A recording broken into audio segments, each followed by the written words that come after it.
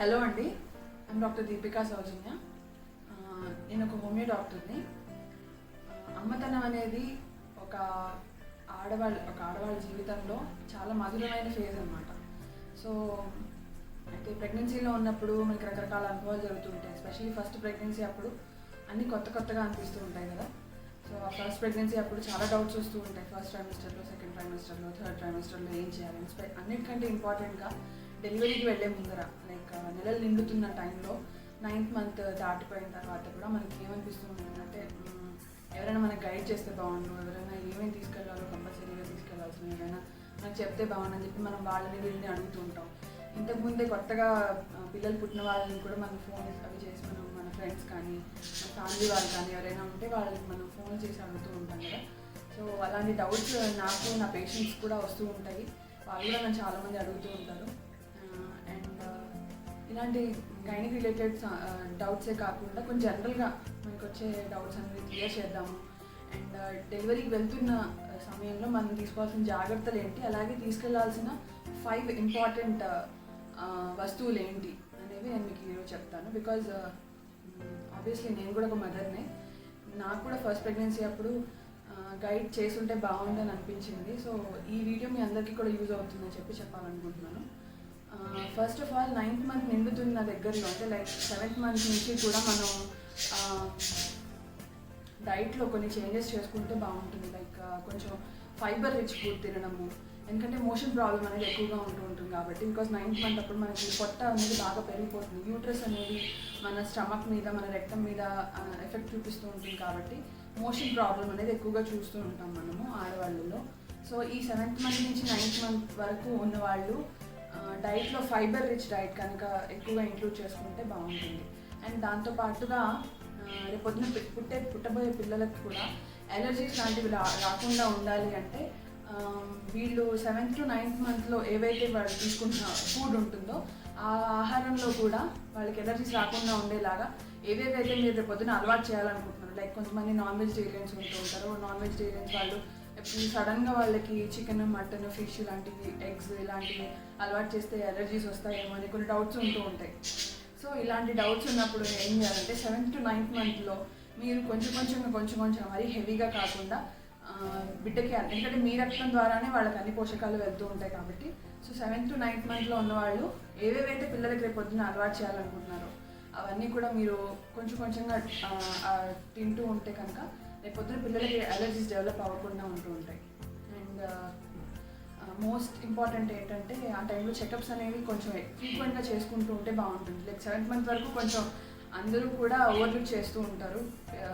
అమ్మ దగ్గర, డాక్టర్ దగ్గరికి వెళ్ళి చూపించుకోవాలా, అవసరం లేదు కదా, మొన్ననే వెళ్ళాం కదా అన్నట్టుగా అనిపిస్తూ ఉంటుంది. బట్ 7th మంత్ నుంచి మనం నెగ్లెక్ట్ చేయకుండా ఎంత ఫ్రీక్వెంట్గా మనం డాక్టర్ దగ్గరికి వెళ్ళి చెకప్స్ చేయించుకుంటూ ఉంటే అంత బాగుంటుంది. ఎస్పెషల్లీ 9th మంత్ దగ్గర పడుతున్నప్పుడు మనకి వెజైనల్ డైలటేషన్ అంటూ ఉంటాం అనమాట. అంటే డైలటేషన్, సర్వైకల్ డైలటేషన్ ఎంత దగ్గరగా ఉంది దాన్ని బట్టి మీకు గైనిక్ ఎవరైతే ఉంటారో, ఆబ్స్ట్రిషన్ ఎవరైతే ఉంటారో వాళ్ళు మీకు చెప్తారనమాట. అయితే తొందరలో మీకు బేబీ రావడానికి ఛాన్స్ ఉంటుంది, ఇంకా 1 వీక్లో ఉన్నా, 15 డేస్లో ఉన్నది. అయితే ఇట్లా మనకు చెప్తూ ఉన్నప్పుడు కూడా యాంగ్జైటీ అనేది డెవలప్ అవుతూ ఉంటుంది ఆడవాళ్ళలో.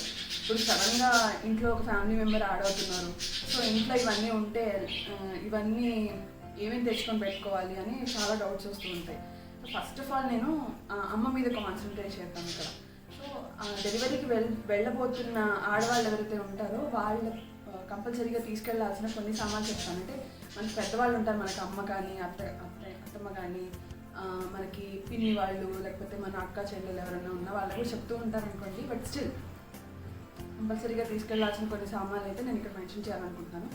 బికాస్ కొన్ని నాకెవరు ముందర గైడ్ చేయలేదు. సో నేను మీకు గైడ్ చేస్తే మీరు నాలాగా సఫర్ అవ్వకుండా ఉంటాను అనుకుంటున్నాను. సో ఫస్ట్ మీరు కంపల్సరీగా తీసుకెళ్లాల్సింది, అందరికీ నార్మల్ డెలివరీ అయ్యే ఛాన్స్ ఉండకపోవచ్చు, అంటే అవ్వకూడదని నేను అనట్లేదు. బట్ కొన్ని కాంప్లికేషన్స్ వల్ల అవ్వచ్చు, అవ్వకపోవచ్చు.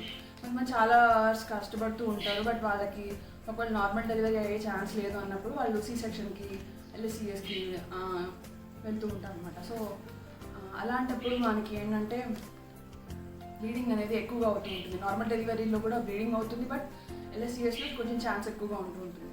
సో నేను సజెస్ట్ చేసేదంటే ఫస్ట్ ఆఫ్ ఆల్ మీరు మీ దగ్గర మెటర్నిటీ శానిటరీ ప్యాడ్స్ కనుక పెట్టుకున్నట్టయితే మీకు ఎలాంటి ఇబ్బంది ఉండదు. కోర్స్ అక్కడికి వెళ్ళిన తర్వాత మనకి అవైలబుల్గా ఉంటాయి, బట్ మీరు ఇన్ హ్యాండ్ కనుక పెట్టుకొని ఉండగలిగితే, అంటే మీ బ్యాగ్లో ఏదైతే మీరు డెలివరీకి వెళ్ళే ముందర ఏదైతే బ్యాగ్ సర్దుకుంటారో దానిలో మీరు ఈ డెలివరీ మెటర్నిటీ శానిటరీ ప్యాడ్ కనుక పెట్టుకున్నట్టయితే మీకు చాలా యూస్ఫుల్గా ఉంటుంది. ఇది నేను ఫస్ట్ చెప్పాలనుకుంటున్నాను. సో సెకండ్ వచ్చేసి ఒక అంటే నైటీస్ అందరూ చెప్తూ ఉంటారు, బట్ ఈ నైటీస్ ఏంటంటే మెటర్నిటీ నైటీస్ అనమాట. సో వాటికి ఏంటంటే మనకి ఎప్పుడైతే మనం బ్రెస్ట్ ఫీడింగ్ చేస్తూ ఉంటామో బ్రెస్ట్ ఫీడింగ్ చేసే దగ్గర బ్రాస్ కానీ, అంటే ఆ టైంలో మనం బ్రా వేసుకోకపోవడమే మంచిది. సో ఆ టైంలో ఇన్నర్స్ ఏవి కూడా యూస్ చేయకుండా ఓన్లీ నైటీ మాత్రమే వేసుకుంటే మీకు వదులుగా ఫ్రీగా హాయిగా ఉంటుంది.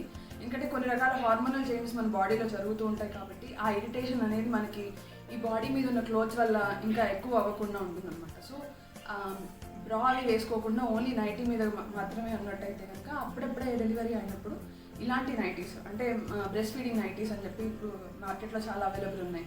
సో ఇలాంటి నైటీస్ మాత్రం కంపల్సరీగా బై హ్యాండ్ పెట్టుకోండి. ఇది సెకండ్ నేను కంపల్సరీ చెప్పాలనుకుంది.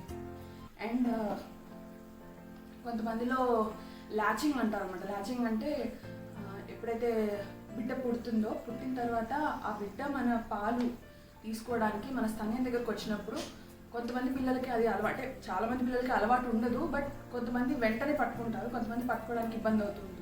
సో అలా నేను చాలామంది చూశాను, నా దగ్గర వచ్చిన పేషెంట్స్లో కూడా చూశాను, కొంచెం నాకు కూడా అనుభవం ఉంది కాబట్టి వాళ్ళకి నేను సజెస్ట్ చేసేది ఇలాంటి ఒక నిప్పుల్ కవర్ అనమాట. సో దీనికి ఏంటంటే సేమ్ నిప్పుల్ షేప్లోనే ఉంటుంది, దీనికి కొన్ని చిన్న చిన్న హోల్స్ ఉంటాయి అనమాట. సో దట్ మీరు ఎప్పుడైతే ఇది నిప్పుల్ కవర్ని దానికి పెడతారో, బికాస్ ఇది వాళ్ళకి సక్ చేయడానికి ఈజీగా ఉంటుంది, సిలికాన్ నిప్పుల్ కవర్ కాబట్టి ఇది ఏ ప్రాబ్లమ్ ఉండదు పిల్లలకి. అండ్ ఎప్పటికప్పుడు దీన్ని మీరు స్టెరిలైజ్ చేసుకొని మళ్ళీ మళ్ళీ కూడా వాడుకుంటూ ఉండొచ్చు. అండ్ మీకు ఒక ప్యాక్లో 2 వస్తాయి అనమాట. So this is from Medela company అనుకుంటా. యా, ఒకవేళ కుదిరితే నేను లింక్ డిస్క్రిప్షన్లో మీకు పోస్ట్ చేస్తాను. అండ్ ఈ మెడెల్లా కంపెనీలో మనకి ఏంటంటే 2 నిప్పుల్ కవర్స్ వస్తాయి. అయితే నేను గమనించింది ఏంటంటే దీంట్లో కొన్ని రకాల సైజెస్ కూడా ఉంటాయి, అంటే మీ బ్రెస్ట్ నిప్పుల్ సైజ్ని బట్టి కూడా మీకు దీనిలో సైజెస్ అవైలబుల్ ఉంటాయి. బట్ కొన్ని మాత్రం ఆల్మోస్ట్ యూనివర్సల్గా, అంటే అందరికీ ఒకటేలాగా ఉన్న సైజ్ కూడా అవైలబుల్గా ఉంటుంది. సో ఇది మీరు బై హ్యాండ్ పెట్టుకోగలిగితే ఏమవుతుందంటే దీనికి మీరు లైట్గా ఇక్కడ ఏదైనా తేనె లాంటిది అప్లై చేసినా, లేకపోతే డైరెక్ట్గా ఇలాగే ఇచ్చేసినా కూడా మీకు బేబీ ల్యాచింగ్ అనేది మీకు ఈజీ అవుతుంది. అండ్ అలాగే కొంతమందికి నిప్పుల్స్ అప్పుడే బయటికి షో అవ్వవు అనమాట, డెలివరీ అయిన వెంటనే షో అవ్వవు. అప్పుడు షో అవ్వనప్పుడు ఏమవుతుందంటే ఆ నిప్పుల్ ఏరియా స్టిమ్యులేట్ చేయడానికి కూడా ఇది మీకు బాగా యూజ్ అవుతుంది. So this is the third most important thing you should keep by hand before going to delivery. And fourth most important ఏంటంటే, నేను ఇందాక చెప్పాను కదా అందరికీ నార్మల్ డెలివరీ అవ్వచ్చు అవ్వకపోవచ్చు. And at the same time పుట్టే బేబీస్కి కూడా అంటే కొన్ని కాంప్లికేషన్స్ వల్ల కానివ్వండి, లో బర్త్ వెయిట్ కానీ వాళ్ళని వేరే రూమ్లో పెట్టడము, మన పక్కన లేకుండా ఉండడం అనేది మనం గమనిస్తూ ఉంటాం కదా. అలాంటప్పుడు ఏంటంటే మనకి మురుపాలు అంటారు కదా, ఎవరైతే అప్పుడే తల్లి అయిన వాళ్ళు ఉంటారు కదా, వాళ్ళకి వచ్చే ముర్రుపాలు చాలా ఇంపార్టెంట్. బికాజ్ దానిలో కొన్ని రకాల యాంటీబాడీస్ ఉంటాయి, అవన్నీ కూడా ఇప్పుడిప్పుడే బయట అట్మాస్ఫియర్కి ఎక్స్పోజ్ అయిన బిడ్డకి చాలా ఇంపార్టెంట్ అనమాట. సో అలాంటి ముర్రుపాలని మనం, అంటే ఒక్కొక్కసారి ఆ పిల్లకి ఆ తల్లికి మధ్యలో ఆల్మోస్ట్ 2 to 3 days ఉంటుంది, బట్ స్టిల్ మేము ముర్రుపాలు కనుక మీరు ఇవ్వాలి అని అనుకున్నప్పుడు కనుక ఇలాంటి ఒక బ్రెస్ట్ పంప్ మీరు బై హ్యాండ్ పెట్టుకోగలిగితే ఇది చాలా యూస్ఫుల్గా ఉంటుంది.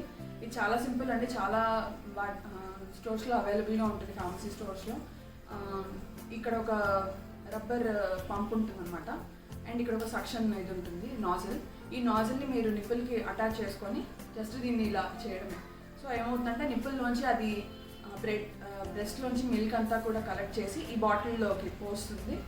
దీనిలో ఒక చుక్క వచ్చినా చాలండి, it is very useful for your baby. Because ఆ ఒక్క చుక్కలో ఉన్న యాంటీబాడీస్ మీరు ఎన్ని రకాల ఫార్ములా ఫీడింగ్స్ ఇచ్చినా కూడా బిడ్డకి దొరకవు, కాబట్టి ఇది చాలా చాలా యూస్ఫుల్ అవుతుంది మీకు. అండ్ అంటే ఇన్స్టెంట్గా చాలా రకాల బ్రెస్ట్ పంప్స్ మార్కెట్లో అవైలబుల్ ఉన్నాయి, కానీ అప్పుడప్పుడే ఫస్ట్ టైం తల్లి అయిన ఒక ఆడపిల్లకి ఉండే టెన్షన్ అనేది ఆ బ్రెస్ట్ పంప్ వెంటనే వాడాలి అంటే కొంచెం ఎంబారసింగ్గా ఉంటుంది, ఆక్వర్డ్ ఫీలింగ్ వస్తూ ఉంటుంది. సో అట్లాంటి వాళ్ళకి ఇలాంటిది చాలా యూస్ఫుల్ అవుతుంది.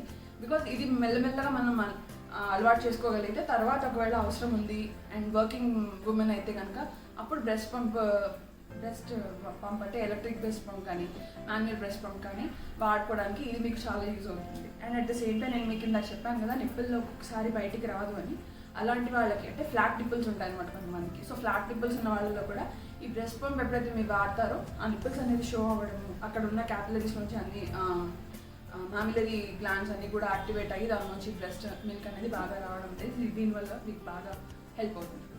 సో ఇది most important thing, fourth most important thing. And the last most important thing for newly become mother ఏంటంటే ఈ breast pump. It's manual breast pump అండి. ఇలాంటివి మీకు మార్కెట్లో ఎలక్ట్రిక్ బ్రెస్ట్ పంప్స్ కూడా దొరుకుతాయి. దీనికి 2 అటాచ్మెంట్స్ ఉంటాయి, దీనికైతే ఒక అటాచ్మెంటే ఉంది. అండ్ సింగిల్ టైంలో సింగిల్ బ్రెస్ట్ నుంచి మిల్క్ మాత్రం మీరు తీసుకోవడానికి అవకాశం ఉంటుంది. అండ్ ఇలా మీకు మెజర్మెంట్ ఇది కూడా ఉంటుంది, అంటే ఎంత బ్రెస్ట్ మిల్క్ వచ్చింది, మీ బేబీకి సరిపోతుందా లేదా అని చాలా డౌట్స్ వస్తూ ఉంటాయి మనకి. సో అలాంటప్పుడు న్యూ బార్న్ బేబీస్కి స్పెషల్గా ఏంటంటే ఇది సరిపోతుందా లేదా అనే డౌట్ వస్తూ ఉంటుంది కదా. So 30 ml, 60 ml, 80 ml, 90 ml అని చెప్పి దీని మీద మార్కింగ్స్ అనేవి ఉంటాయి అనమాట. సో మనం ఎంత బ్రెస్ట్ మిల్క్ ఇలా పంప్ చేస్తామో మనకు కనిపిస్తుంది. దీంతో మనకి బేబీకి ఉన్న అటాచ్మెంట్ కూడా బాగా పెరుగుతుంది. అండ్ ఒకసారి ఏమవుతుంటుందంటే సడన్గా ఎక్కడికైనా బయటికి వెళ్ళాల్సి వచ్చినా అక్కడ మరి బయట ప్లేసెస్లో మనం కూర్చొని వెంటనే బ్రెస్ట్ ఫీడింగ్ ఇవ్వలేము అనుకున్నప్పుడు కూడా మీరు ఈ బ్రెస్ట్ పంప్లో కనుక breast milk పెట్టుకోగలిగితే almost 4 to 6 hours వరకు మీరు దీన్ని స్టోర్ చేసుకోవచ్చు. రెఫ్రిజిరేట్ చేసుకోగలిగితే ఆల్మోస్ట్ 12 hours వరకు కూడా ఇది మీకు సేఫ్గా ఉంటుంది. సో ఈ బ్రెస్ట్ పంప్ని మీరు అలా కూడా వాడుకోవచ్చు. So this is the 5th most important thing అండి. ఇది కాకుండా ఇంకా చాలా చెప్పాలనే ఉంది, బట్ వీడియో మరీ లెంత్ అయిపోతుంది కాబట్టి చెప్పట్లేదు. ఒక బ్లాంకెట్ మాత్రం కంపల్సరీ పెట్టుకోండి మీతోటి. దీంతో పాటుగా ఒక మఫ్లర్, స్వెటర్ అని పెద్దవాళ్ళు చెప్తారనుకోండి, బట్ స్టిల్ మ్యాండేట్గా చెప్తున్నాను. అండ్ సో ఇదండి కొత్తగా తల్లి కాబోతున్న వాళ్ళు తీసుకోవాల్సిన జాగ్రత్తలు. And at the same time డెలివరీకి వెళ్ళే ముందర కంపల్సరీగా మన దగ్గర ఉంచుకోవాల్సిన 5 వస్తువులు. అండ్ ఇలాంటి మరొక ఇంట్రెస్టింగ్ టాపిక్తో నేను మళ్ళీ మీ ముందర ఉంటాను. అండ్ అప్పటిదాకా ఏదైనా క్వశ్చన్స్ కానీ క్వెరీస్ ఉంటే మీకు కింద కామెంట్ సెక్షన్లో మీరు నన్ను అడగచ్చు. I will be always available. And thank you for watching.